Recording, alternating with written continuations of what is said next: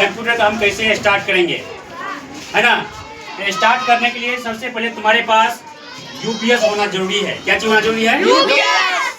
इसके बाद सीपीयू। क्या चीज? सीपीयू। इसके बाद मॉनिटर। इसके बाद फिर तुम्हारे पास कीबोर्ड। इसके बाद माउस और इसके बाद स्पीकर।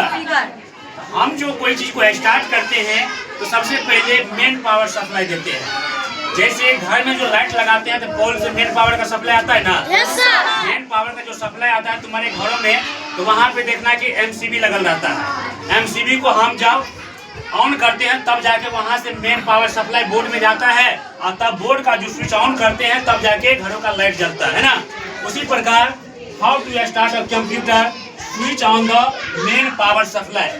पहले मेन पावर सप्लाई यहाँ से जो हम इसको ऑन करेंगे, ये स्विच को जो ऑन करेंगे, यहाँ से मेन पावर सप्लाई कहाँ आएगा?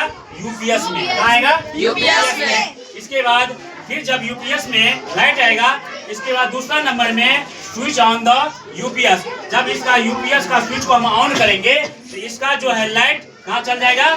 सीपीयू में।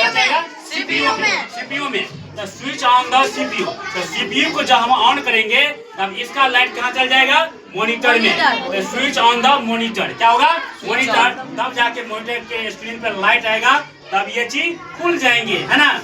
जब ये चीज खुलेंगे इसके बाद हम कीबोर्ड और माउस के सहायता से हम उसमें काम कर सकते हैं आसानी से। नहीं, माउस का काम ये है, कीबोर्ड का काम ये है ना, जो कि सीपीयू से ही सब कनेक्टेड रहता है ना। पहला यूपीएस ये होता है कि कंट्रोलर होता है जो कंट्रोल करता है, ठीक है ना।